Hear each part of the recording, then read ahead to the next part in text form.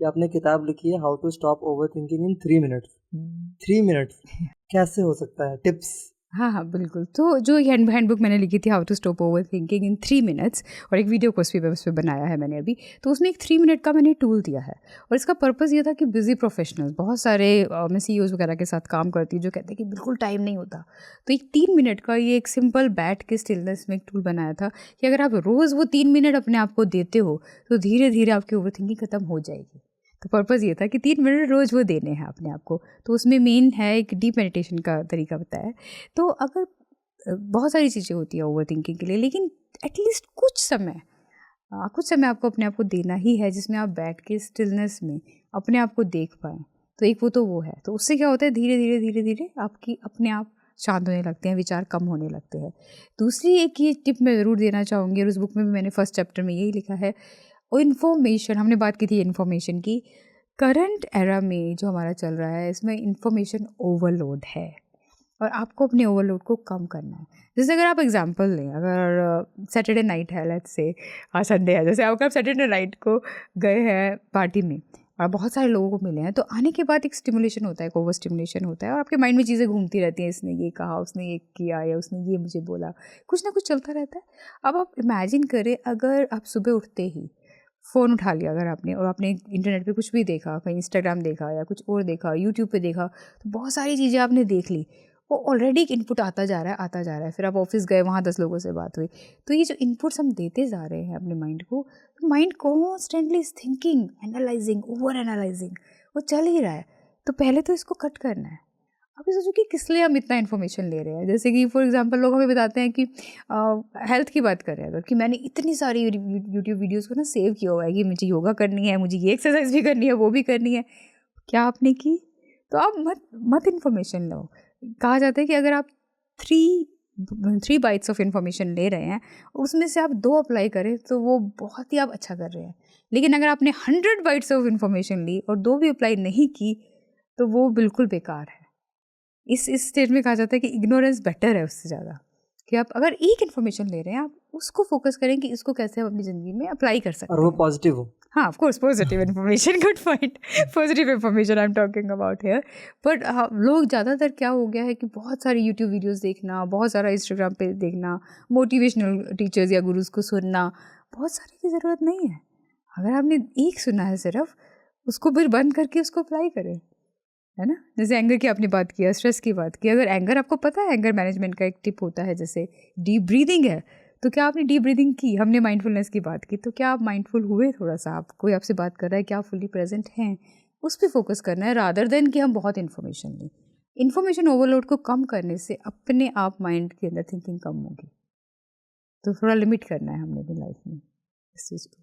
ने एक बहुत अच्छी चीज़ बताई कि इन्फॉर्मेशन का ओवरलोड नहीं होना चाहिए।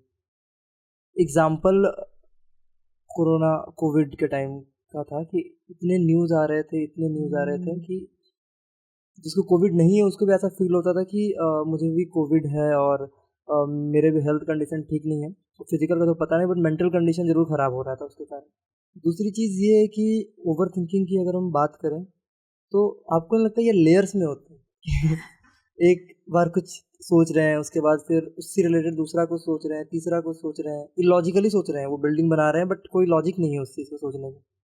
तो अगर हम माइंडफुलनेस प्रैक्टिस करते हैं, अगर हम मेडिटेट करते हैं, तो मिलेगा इससे कोई फ़ायदा? बिल्कुल, बिल्कुल। तो माइंडफुल थिंकिंग भी हम इस पे बात कर सकते हैं। जैसे कि एक विचार आया आपको कि किसी लेट्स से आपके बॉस ने कुछ बोला, उसके बाद आप सोच रहे हैं कि अच्छा पहले भी मेरे साथ ऐसा हुआ था, या किसी और ने ऐसे कहा था, या इन्होंने दूसरे को ऐसे नहीं कहा। अब आप उस लूप में चलते जा रहे हैं, वो एक लूप में से दूसरा लूप निकल रहा है। फिर हमें इन्फीरियरिटी कॉम्प्लेक्स में भी आपको आ जाएगा कि अरे maybe I am not that good as the other person is. Then you are thinking okay because मेरे चाइल्डहुड में ऐसा हुआ इसलिए मैं ऐसा हूँ। तो कुछ भी आप कहीं से, माइंड जो है, mind loves to make meaning and stories out of anything. तो वो लूप शुरू होता है और हमें पता भी नहीं लगता कब हम आधा घंटा 1 घंटा बैठ के सोच रहे हैं और कहाँ से कहाँ पहुँच रहे हैं। तो ये बहुत कॉमन होता है। अब माइंडफुल थिंकिंग अगर हम करें, जिसको मैं कॉन्शियस थिंकिंग भी कहना चाहूँगी, कॉन्शियस थिंकिंग मतलब चीज़ जैसे एक थॉट आपको आया और ये बहुत इंपॉर्टेंट है शुरू में ही उसको कैच करना, यहाँ पे अवेयरनेस काम आती है। जैसे आपने देखा कि 2 मिनट आप किसी ऐसी बात के बारे में सोच रहे हैं जो आपको बॉदर कर रही है, तो वहीं पे रुकना है, पॉज, ब्रीथ, अब खड़े हो जाओ, जाके पानी का गिलास ले लो, एक बार जाके वॉक कर आओ, कुछ भी ऐसा करो जिससे आप शिफ्ट कर सको उस मोमेंट में, रादर देन आप बैठ के उसको सोचते ही जा रहे हो, सोचते ही जा रहे हो। अब क्या हो रहा है कि अगर आपने 15-20 मिनट सोच लिया तो आपकी अब ऑलरेडी पावर जो है उसको कट करने की कम होती जा रही है, क्योंकि अब आप कहते हैं ना वो उसकी गिरफ्त में आ चुके हो, उस ओवर थिंकिंग में, ओवर एनालाइजिंग में आप पूरा उसमें खो चुके हो। तो शुरू में जब, जैसे हम एग्जांपल देते थे बचपन में, आपको याद होगा हम स्टोरी सुनते थे कि अगर हमने एक ट्विग लिया, ट्री का एक टहनी लिया, उसको तोड़ सकते हैं, लेकिन बहुत सारी इकट्ठी हो गई हैं, खूब सारी टहनियाँ इकट्ठी जुड़ी हुई हैं, एकता में बल है, हाँ, उसको हम नहीं तोड़ पाएंगे। थॉट के साथ भी यही है, शुरू में एक थॉट अगर आता है और आपने माइंडफुली उसको देख लिया कि अच्छा ये थॉट आ रहा है, मेरे को ये परेशान कर रहा है, तो अब आप उसको सोचते मत जाइए, क्योंकि अपने 10, 20, 50, 100 वो इतनी फास्ट आएंगे, और एक बार वो इतने सारे आ गए, अब उनको रोक पाना बहुत मुश्किल होगा। आपको ऑलरेडी एंग्जाइटी शुरू हो गई क्योंकि आप एंक्शियस थिंकिंग कर रहे हैं, आपने सोचना शुरू किया। जैसे फॉर एग्जांपल कि मेरे बॉस ने ऐसे बोला, मे बी, जैसे लोग बोलते हैं may be my job is in danger now, अब ये हो रहा है, वो हो रहा है, अब आपने बहुत सारी स्टोरीज बना ली, अब उससे बाहर निकलना मुश्किल है। तो शुरू में जब एक थॉट आई, वहीं पे अपने आप को क्वेश्चन करो माइंडफुली सोच के कि नहीं, क्या सही में कोई एविडेंस है, अभी तो कुछ हुआ नहीं है, let me just take a deep breath, relax, calm down, do my best, और जब आएगी सिचुएशन तब हम देख लेंगे क्या करना है। तो इस तरह से माइंडफुलनेस काम आएगी यहाँ पर। ओके मैम, आपने बताया था कि पेस को ट्रस्ट करना बहुत ज़रूरी है लाइफ में, वो क्यों? क्योंकि अपने जो हमारे अंदर की एक इंट्यूशन कह सकते हैं उसको, या हम कहते हैं कि सबके अंदर, हमारे अंदर डिवाइन है, गॉड है, उसके साथ सोर्स भी कहते हैं, जिसको हम कनेक्ट करने के लिए हम अपनी पेस पे, पहले तो वो हमें गाइड हमेशा कर रही है। अगर हम अपनी पेस पर नहीं चल रहे हैं, इसका मतलब हम किसी और ने हमें बताया है कि किस पेस पे जाना चाहिए, उस पे जा रहे हैं। जैसे कई बार होता है कि पेरेंट्स ने बोल दिया कि इस एज में तो जॉब शुरू कर दो, इस एज में आप ये कर लो, अब इस एज में शादी कर लो, या अब इस एज तक फैमिली हो जानी चाहिए। तो हम किसी सोसाइटी के बनाए हुए रूल्स पे चल रहे हैं, या प्रेशर में आके, पीयर प्रेशर में आके चीज़ें कर रहे हैं। लोग घर खरीद लेते हैं या गाड़ी खरीदते हैं, या मुझे अच्छा फ़ोन लेना है क्योंकि सबने लिया हुआ है बाकी लोगों ने, तो ये सब कुछ होता है। तो हमें अपनी पेस पे चलना है, अपनी इंट्यूशन और विजडम को फॉलो करके चलना है। तो सबसे पहले तो we will going to stay peaceful, हम पीसफुल रहेंगे, और हम एक्चुअली लाइफ में ज़्यादा हैप्पीनेस और सक्सेस को फील कर पाएंगे।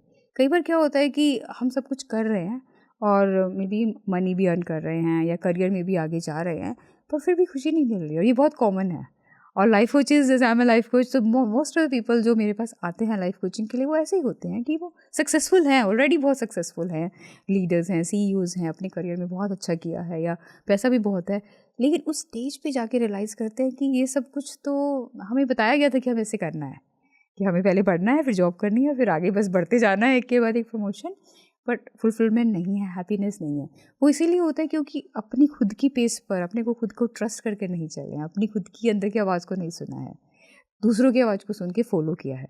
इसलिए बहुत ज़रूरी होता है कि जब भी हम ऐसा कुछ करते हैं तो एंड में आके कहीं ना कहीं पता लगता है कि शायद, जैसे कई लोग कहते हैं कि जैसे पूरी ज़िंदगी ही शायद हमने ठीक से जी नहीं, तो वो सिचुएशन ना आए। शुरू से ही विश्वास करना है कि मेरे अंदर एक गाइडेंस है, जिसको हम इनर गाइडेंस सिस्टम भी कहते हैं स्पिरिचुअलिटी में, कि आपके अंदर एक GPS है, वो भगवान कहते हैं ना कि वो देकर ही भेजा है, आप पैदा ही हुए हो उस गाइडेंस सिस्टम के साथ। और आप देख सकते हो एक बेबी के अंदर एक इनर गाइडेंस होती है, एक छोटा बच्चा भी होता है, उसको भी पता होता है कि हाँ क्या चीज़ ठीक है, क्या चीज़ नहीं है, मोस्ट ऑफ द थिंग्स पता होती है हमें। तो वो एक इनर गाइडेंस सिस्टम है, उसको हम सुन पाएंगे, और अगर हम अपनी फेस पे चलेंगे तो नेचुरली फिर हम मोर हैप्पी और फुलफिल रहेंगे। आपकी शायद एक पर्सनल पॉडकास्ट था जिसमें आपने पेरेंटिंग पे बात करी थी, आपने टॉपिक उसमें दिया था which was raising parent, raising children क्यों नहीं, रेजिंग पेरेंट्स, ये तो उल्टा हो गया। तो आई वाज क्यूरियस कि ये क्यों, ये टर्म यूज़ किया है, तो ये क्यों किया आपने? हाँ, बहुत अच्छा क्वेश्चन। तो मेरे पॉडकास्ट का नाम है रेजिंग पेरेंट्स, एंड रीज़न ये है कि क्या होता है कि जब हम पेरेंट बनते हैं तो हमें ऐसे लगता है कहीं ना कहीं हम बच्चों को रेज कर रहे हैं। अगेन वही वाली बात है कि एक्चुअली बच्चा तो अपने गाइडेंस सिस्टम के साथ ही बोर्न हुआ है, हमें वो एक देनी है, प्रोवाइड करना है सेफ्टी, सिक्योरिटी, उनकी जो भी एजुकेशन नीड्स हैं, नर्सिंग नीड्स हैं। पर एक्चुअली नहीं, parenting is a spiritual journey.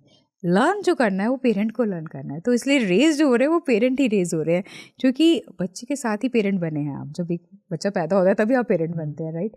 और हमें ये समझना है कि बच्चा एक्चुअली इज़ आवर टीचर, क्योंकि कितनी सारी चीज़ें हम बच्चे से सीख सकते हैं, रादर देन बिकॉज हमें थोड़ा एक्सपीरियंस ज़्यादा है हम बच्चे पे इम्पोज करना चाहते हैं चीज़ों को, और वहीं पे वो कॉन्फ्लिक्ट शुरू होता है। Most of the relationship conflicts currently parent और बच्चों के बीच में होते हैं, we can see generation gap भी होता है। तो एक्चुअल में जो जर्नी ऑफ पेरेंटिंग है वो जर्नी यही है कि हम क्या सीख सकते हैं जब हमारे बच्चे होते हैं, हम क्या सीख सकते हैं कि हम कैसे पेशेंस में, एक्सेप्टेंस में, लव में हम कैसे ग्रो कर सकते हैं, हम कैसे अपने बच्चे को एक्सेप्ट करके, फुल्ली एक्सेप्ट करके उनको एक स्पेस दे सकते हैं जिसमें वो नेचुरली फ्लरिश करेंगे। तो इसमें मैं एग्जांपल देती हूँ, जब भी रेजिंग पेरेंट्स की बात होती है कि child is like a plant. जब अगर कोई प्लांट ग्रो नहीं करता है तो हम प्लांट को चिल्लाते नहीं हैं उस प्लांट पे कि ग्रो क्यों नहीं कर रहे तुम, पत्तियाँ क्यों नहीं आ रही, फूल क्यों नहीं आ रहे। हम ये चेक करते हैं कि क्या उसमें सनलाइट ठीक है, पानी ठीक दे रहे हैं, अगर कोई और प्रॉब्लम तो नहीं है, सॉयल में तो नहीं कुछ डालना है, कोई उसकी ज़रूरत नहीं है खाद डालने की। एनवायरनमेंट को चेक करते हैं। तो इसीलिए parent is the environment for the child.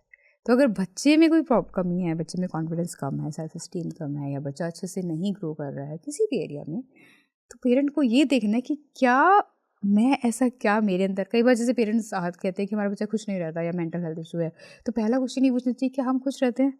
ऐसा तो नहीं कि हम हर समय स्ट्रेस में रहते हैं और हमेशा नेगेटिव बातें करते हैं और फिर हम सोचते हैं कि बच्चा खुश रहे, तो वो पॉसिबल नहीं है। तो ये जर्नी पेरेंट्स को खुद को रेज करने की जर्नी है। जैसे जैसे जनरेशन बढ़ रहा है, तो ऐसा आपको कभी फील होता है कि जो अभी न्यू बॉर्न बच्चे होते हैं, जो अभी अभी, उनको टेक्नोलॉजी से बहुत ज़्यादा, ज़रूरत से ज़्यादा इंट्रोड्यूस करा दिया जाता है बहुत कम एज में? आई मीन पॉजिटिव इम्पैक्ट है, बट कहीं ना कहीं मान लो कि आपको काम करना है और आपका बच्चा आपको डिस्टर्ब कर रहा है, फ़ोन दे देते हो, जस्ट इसलिए दे देते हो ताकि आप अपना काम कर पाओ, बट वहाँ पे इम्पैक्ट पड़ रहा है कहीं ना कहीं। बिल्कुल बिल्कुल। अगर हम देखा जाए साइंस के अकॉर्डिंग, इवन मेडिकल साइंस के अकॉर्डिंग भी 5 साल तक के बच्चे का ब्रेन एक्सट्रीमली सेंसिटिव होता है। आइडियली 5 साल तक तो बच्चे को मोबाइल टेक्नोलॉजी से दूर ही रखना चाहिए, बट यूर राइट, आजकल बहुत कॉमन है। और ऑफकोर्स क्योंकि दोनों पेरेंट्स वर्किंग होते हैं तो कई बार मुश्किल भी होता है, और न्यूक्लियर फैमिलीज़ हैं तो उससे भी ये प्रॉब्लम आती है कि नहीं है कोई बच्चे को देखने वाला, और अगर आप काम कर रहे हो तो ईजी करने के लिए हम दे देते हैं, पर यस इम्पैक्ट होता है क्योंकि brain is very very sensitive stage. खाना नहीं खा रहा है बच्चा तो खाने के सामने फ़ोन रख दो, कुछ वीडियो चला दो तो देखिएगा, खाएगा। पर हाँ, ये कॉमन है। मैं समझती हूँ पेरेंट्स के लिए इजी नहीं है, क्योंकि अभी छोटे बच्चे जो साइंस के अकॉर्डिंग IQ बहुत तेज़ है, बच्चे बहुत इंटेलिजेंट है, इमोशनली भी वो बहुत अवेयर और इंटेलिजेंट है छोटे बच्चे। अब जो जैसे जनरेशन आ रही है so much more aware and intelligent है, बट डिफ़िकल्ट भी होता है उनको कैसे मैनेज करें अगर आप न्यूक्लियर फैमिली है। लेकिन हाँ, इम्पैक्ट होता है, बच्चे के ब्रेन पे बहुत इम्पैक्ट होता है, और एडिक्शन जो छोटा बच्चा होता है उसको बहुत फास्ट होती है। अगर आप देखें जिन बच्चों को छोटी एज में फ़ोन या टैबलेट या कुछ भी दिया जाता है तो उसके बाद वो उसके बिना रह नहीं सकते हैं, उनको फिर हर बार खाने के साथ चाहिए ही है, और वो जिद्दी भी हो जाते हैं, इरिटेट भी होते हैं। तो ये सब science are very very common. Technology के साथ इतना ज़्यादा अटैचमेंट एक रीज़न बन सकता है आगे चल के पेरेंट के साथ gap, emotional gap, generation gap जो भी बोलते हैं, वो सारे गैप्स का रीज़न बन सकता है ये टेक्नोलॉजी। हाँ बिल्कुल बिल्कुल, नेचुरली जो एक बॉन्डिंग होती है उस पर फ़र्क आ सकता है, क्योंकि देखो अगर कोई भी एडिक्शन हो रही है तो वो एडिक्शन बेसिकली क्या होता है, एक साइंस में एक कहावत है, साइकोलॉजी में ये सर्वे किया गया था जिसमें वो कहते हैं कि every addiction is a lack of connection. And this was about every addiction, चाहे वो ड्रग एडिक्शन है, अल्कोहल एडिक्शन है, या फिर वो सोशल मीडिया एडिक्शन है, फ़ोन एडिक्शन है, कहीं ना कहीं लैक ऑफ कनेक्शन है। क्योंकि जो कनेक्शन हमें अपने प्राइमरी केयर गिवर पेरेंट्स से, अपने क्लोज रिलेशनशिप से नहीं मिल पा रहा है, हम उसको ढूंढ रहे हैं, चाहे वो हम उसको फ़ोन में ढूंढ रहे हैं या अल्कोहल में ढूंढ रहे हैं, ड्रग्स में ढूंढ रहे हैं। तो वहाँ पे अगर हमें वो कनेक्शन फील हो रहा है जो कि एक्चुअल में कनेक्शन नहीं है, वो एक परसीव्ड कनेक्शन है, हमें लगता है जैसे सोशल मीडिया पे हम कनेक्टेड हैं, होते तो नहीं है, हम सबको पता है। तो वो नेचुरली वहाँ से दूसरी जगह से जहाँ मिलना चाहिए था वहाँ से नहीं मिल रहा है, इसलिए हम वहाँ ढूंढ रहे हैं। और यहाँ पे क्योंकि हम ज़्यादा टाइम स्पेंड कर रहे हैं तो वहाँ पे चांसेस और कम हो रहे हैं कि रिलेशनशिप में वो कनेक्शन और कम होता जा रहा है। So it impacts. कुछ चीज़ें हैं जो पेरेंट को चेंज करना चाहिए, जो ट्रेडिशनली करते आ रहे हैं, बट ये चीज़ें चेंज करनी चाहिए, ऐसा कुछ है? बिल्कुल। तो मैं ये तो देखो, आई अंडरस्टैंड कि अभी वर्किंग है, I am also working mother, and both parents are working, most of the families, so of course that I am not saying कि आप काम छोड़ दो, लेकिन एक चीज़ इंस्टेंटली हर पेरेंट चेंज कर सकता है, every parent can change it. और मैं वो टिप देना चाहूँगी पेरेंट्स के लिए। सबसे छोटी चीज़ है कि जब आप अपने बच्चे के साथ हो, बी फुल्ली प्रेजेंट। हमने माइंडफुलनेस की बात की थी, और बहुत सारे पेरेंट्स से मैं ऑलमोस्ट डेली ये चीज़ सुनती हूँ कि even when I am with my child, जब भी मैं बच्चे के साथ भी हूँ तो भी मेरे माइंड में तो काम ही चल रहा है। वो सबसे ज़्यादा हार्मफुल है, क्योंकि उस टाइम पे आप लिसन नहीं कर रहे हो, और बच्चे बहुत they are very very sensitive to catch energies. वो फील करते हैं कि आप प्रेजेंट नहीं हो उनके साथ। तो आप अगर 10 मिनट अपने बच्चे के साथ बैठे हो तो at least start with quality time. अगर आप क्वांटिटी नहीं दे पा रहे हो टाइम की, क्वांटिटी एक्चुअली अच्छी होती है, बच्चे को चाहिए बहुत सारा टाइम चाहिए आपका आइडियली, पर हम आइडियल सिनेरियो कहते हैं ना कि आइडियल नहीं होती है लाइफ। तो अगर आप 10 मिनट हो तो 10 मिनट 100% अनडिवाइडेड अटेंशन अपने बच्चे को दो। फ़ोन बंद होना चाहिए आपका, मोबाइल को अपना बेशक आप स्विच ऑफ कर दो 10 मिनट के लिए, लैपटॉप गैजेट सब दूर होने चाहिए। Just be present, look in to their eyes, and अगर आप अफेक्शन शो कर रहे हो, हग करो या उनके साथ बातें करो, सुनो उनको, listen to them rather than उस टाइम में आई टेल पेरेंट्स कि आप बताओ मत कुछ, आप उनसे उनको सुनो। तो वो उस 10 मिनट में ही आपकी बहुत अच्छी बॉन्डिंग और कनेक्शन होगा, पॉसिबल है वो। तो that is one thing I would say, presence and mindfulness. एक और टॉपिक पे आपसे बात करनी थी, मेंटल, इमोशनल और फिजिकल वेलबींग कैसे कनेक्टेड है। मतलब ऐसा है कि 2 है और तीसरा नहीं होने से भी चलेगा, या फिर तीनों परफेक्ट होना चाहिए? पहले तो ये फुल्ली कनेक्टेड है, rather I would add spiritual wellbeing as well इसमें। सो हमारे ह्यूमन बीइंग की अगर हम डायमेंशन लें, एक ह्यूमन लाइफ की 4 डायमेंशंस होती है, mental, emotional, physical and spiritual, और ये चारों ही कनेक्टेड है। जैसे कि अगर आप मेंटली, अगर आपके विचारों में परेशानी चल रही है, आप वरी कर रहे हैं, तो इमोशनल वेलबींग मतलब आप फील अच्छा नहीं करेंगे, आप खुश नहीं फील करेंगे। खुश नहीं फील करेंगे तो नेचुरली आपको फिजिकली भी अच्छा नहीं लगेगा। जो कहते हैं ना, खाना भी डाइजेस्ट ठीक से नहीं होगा अगर आप वरी में होते हैं, स्ट्रेस में होते हैं, नींद भी ठीक से नहीं आएगी, फिजिकल हेल्थ तो ख़राब होगी। और स्पिरिचुअल वेलबींग का मतलब है कि आप कितना पीसफुल हो, कितना पीसफुल हो आप। जैसे हमने बात की स्पिरिचुअल ग्रोथ, अपने आप से कितना कनेक्टेड हो, अपने पे कितना विश्वास करते हो, लाइफ पे कितना विश्वास आप करते हो। अगर ये नहीं है तो मेंटली आप नेचुरल नेगेटिव थॉट्स में जाएंगे, डाउट्स में जाएंगे, तो ये विशेष सर्कल है, और ये चारों ही कनेक्टेड है। तो और ये चारों का फाउंडेशन अगर मैं कहूँ तो स्पिरिचुअल ग्रोथ बहुत इंपॉर्टेंट है, क्योंकि अगर आप अपने पे विश्वास करते हो कि लाइफ आपको सपोर्ट ही कर रही है, यहाँ पे सब आपको सपोर्ट करने के लिए ही हैं, और आपको बस ध्यान रखना है अपना, खुद का, अपने विचारों पे काम करें, अच्छे अच्छे विचार आएंगे, अच्छा आप इमोशंस आपके अंदर होंगे। अपनी फिजिकल हेल्थ का भी अगर आप ध्यान रख रहे हैं, फिजिकल हेल्थ तो बहुत सिंपल है, सही टाइम पे अगर आप सो रहे हैं, अच्छे से खाना खा रहे हैं, एक्सरसाइज कर रहे हैं, अच्छे विचार ला रहे हैं, तो ये चारों चीज़ें ही आपकी साथ में चलती हैं। तो 4 लेवल्स पे अगर आप नोटिस कर रहे हैं, अवेयर हैं, एक्शन ले रहे हैं, तो होलिस्टिक वेलबींग हम इसको कहते हैं। आप चारों डायमेंशन में वेलबींग को अनुभव कर पाएंगे, जो कि नेचुरल है। ह्यूमन बीइंग का कहते हैं नेचुरल बर्थ राइट है वेलबींग, इट्स वेरी नेचुरल, तो वो नेचुरली आने लग जाएगा। जी मैम, आप बुक्स वगैरह पढ़ती होंगी ऑब्वियसली, तो कोई ऐसी किताब जो आप ऑडियंस को सजेस्ट करना चाहेंगी कि ये किताब पढ़नी चाहिए? हाँ बिल्कुल, बुक्स पढ़ने का मुझे बहुत शौक है, और प्रोफेशन ऐसा है तो एज ए लाइफ कोच बहुत बुक्स पढ़ी है मैंने, और अभी भी मैं ऑलमोस्ट डेली तो पढ़ती हूँ, कुछ ना कुछ पेजेस पढ़ती हूँ। तो कुछ बुक्स मैं ज़रूर कहना चाहूँगी जो मेरी खुद की भी अपनी जर्नी में जो मुझे बहुत हेल्प की है। तो पहली बुक तो मैं बोलूँगी you can heal your life, बहुत ब्यूटीफुल बुक है, लुइस हे हैं उनकी ऑथर। तो उन्होंने अपने विचारों के बारे में बहुत बात की है इसमें, कि कैसे हमारे विचार हमारी लाइफ को कम्प्लीटली चेंज कर सकते हैं, और सेल्फ लव के बारे में बहुत डिटेल में उन्होंने बताया इस बुक में। तो ये बुक मैं डेफिनेटली बोलूँगी। एक हमारा ग्रंथ है भागवत गीता, डेफिनेटली मैं उसके बारे में ज़रूर बोलूँगी, कि उसमें अगेन बहुत ज़्यादा रिलीजियस पॉइंट ऑफ व्यू से नहीं, पर उसको प्रैक्टिकल डेली लाइफ के लिए समझ कर कि उसमें कहा क्या जा रहा है गीता में, उसको समझ के, डीपली समझ के, कि वो डेली लाइफ में हम कैसे अप्लाई करें, उस पॉइंट ऑफ व्यू से उसको पढ़ा जाए तो बहुत बहुत अच्छा हो सकता है। और एक तीसरी बुक है the untethered soul. Untethered soul मुझे लगता है शायद हिंदी में भी होगी, वैसे इस इंग्लिश बुक, और इसके ऑथर है माइकल सिंगर। इस बुक में भी उन्होंने बहुत ही सिंपल तरीके से स्पिरिचुअलिटी को एक्सप्लेन किया है। ये एक्सप्लेन किया है कि कैसे हमारा माइंड कॉन्स्टेंटली रन करता है, कैसे हम इसको वॉच कर सकते हैं।